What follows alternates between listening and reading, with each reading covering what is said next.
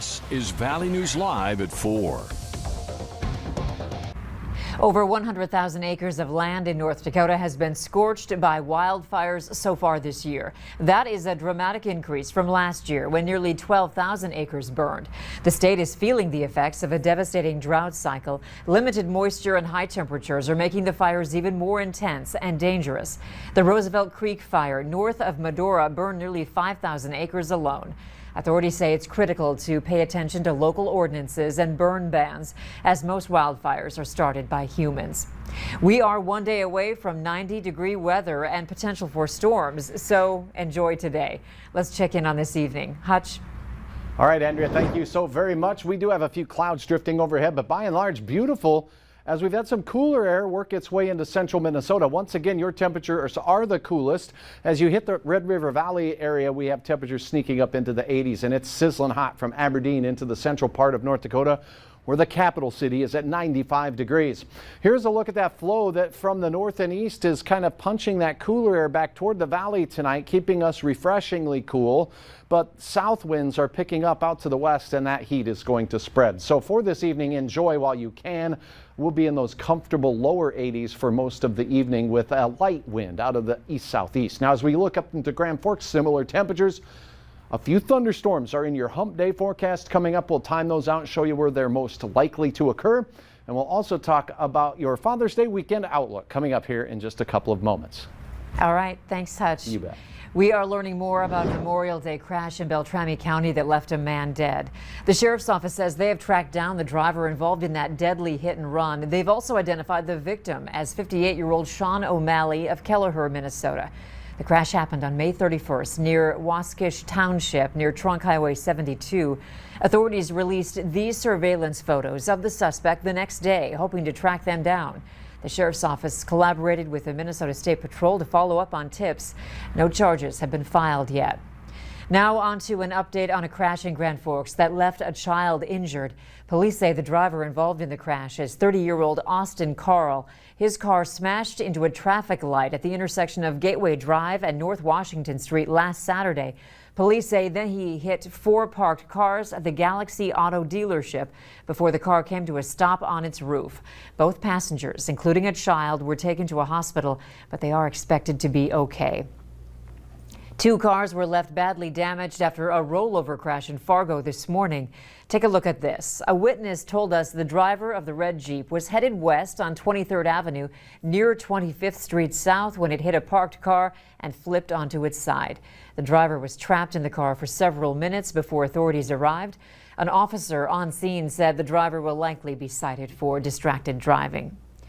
A woman killed in Minneapolis on Sunday while protesting a fatal police shooting has now been identified. 31-year-old Deanna Knidek was out on Sunday in the area where Winston Smith was shot and killed by members of a U.S. Marshals Fugitive Task Force. She had parked her car as a shield for protesters. She was standing near her car when police say a driver sped toward the crowd and hit one vehicle, which hit Knidek's vehicle, killing her.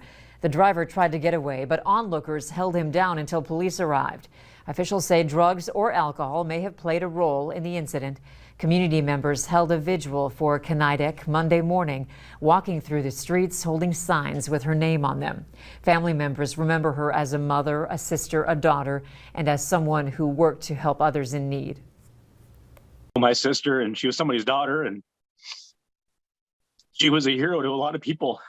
And just have some respect for that, no matter if you agree with their views or not.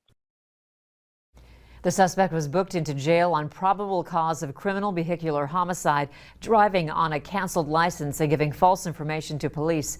Records indicate he has previously been convicted of DWI.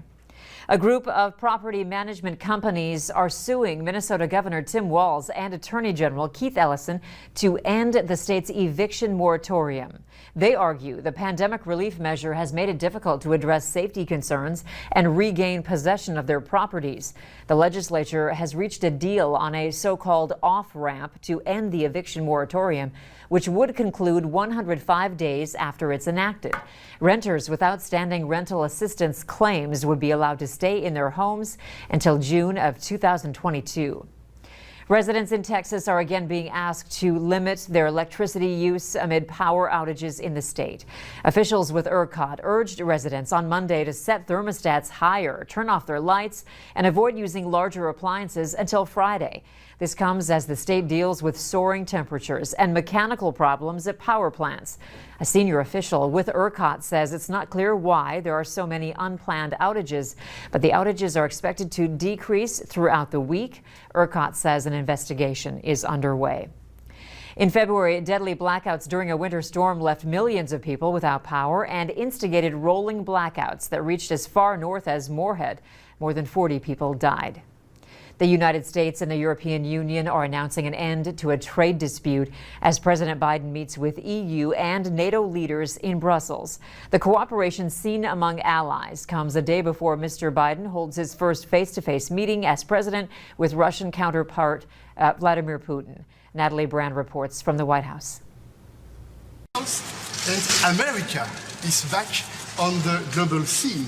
It's great news. After a warm welcome by European Union leaders, President Biden and the EU talked trade this morning in Brussels. So I think we have an enormous opportunity.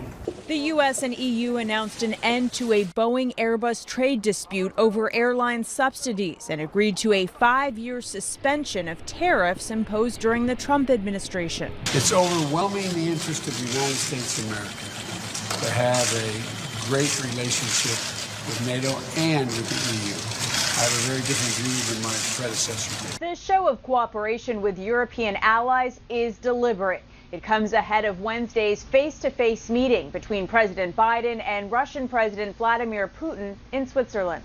He is a worthy adversary. The high-stakes summit follows recent cyber attacks on U.S. infrastructure by criminals likely based in Russia. Putin has denied the allegations, but Commerce Secretary Gina Raimondo tells CBS News it's clear who's behind the attacks. I think we all know that that isn't true. There is plenty of proof that a number of cyber attacks in the past few years have come from Russia. President Biden is also expected to confront Putin about Russia's invasion of Ukraine and the fate of jailed opposition leader Alexei Navalny. A new CBS News poll finds most Americans, 58%, want the president to take a tough stand with Putin. Natalie Brandt, CBS News, the White House.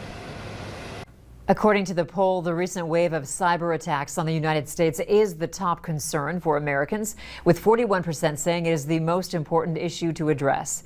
CBS News has learned the Russian Navy is already conducting what it calls its largest exercise since the end of the Cold War in the Pacific Ocean, about 500 miles west of Hawaii. The White House has announced its 4th of July plans. President Biden wants to celebrate July 4th with new meaning, independence from the virus.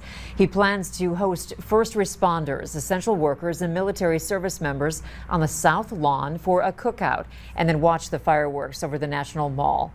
More than 1,000 guests are expected. The White House is expressing growing confidence that July 4th will serve as a breakthrough moment in the nation's recovery from COVID-19. Police say catalytic converter thefts are still on the rise, and they've got some tips on how to keep your car in one piece. A catalytic converter is your last line of defense against harmful exhaust, turning pollutants into harmless gases. Your vehicle will make a loud roaring sound that gets louder as you push the gas pedal. Thieves steal them because they contain precious metals like platinum and rhodium, selling for up to $200. It could take as little as 1 minute to remove them, using saws to remove the bolts.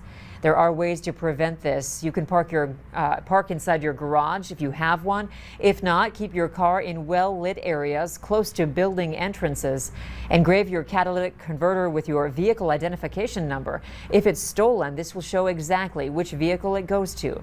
Some mechanics will mark your catalytic converter with heat-resistant paint. For the first time in nearly 2 years, Newman Outdoor Field will be able to hold baseball games and other events at full capacity. The city, Fargo-Cass Public Health, and the state of North Dakota approved the stadium to allow full attendance for all events beginning today. All socially distant tickets sold for Red Hawks games before today will be honored and accommodated, but those tickets will no longer be available for future games. The Red Hawks open up a 6-game series at home this Friday night with fireworks following the game. Some small businesses are taking a unique approach as they try to recover from the pandemic. Still to come, why getting bigger isn't always the best approach. But next, we're talking hot, sizzling hot once again as we go into the day tomorrow. Remember how to beat the heat. Don't overexert yourself. Some areas will see triple-digit heat indices. All the latest on a chance of storms as well. Join me. Weather's next.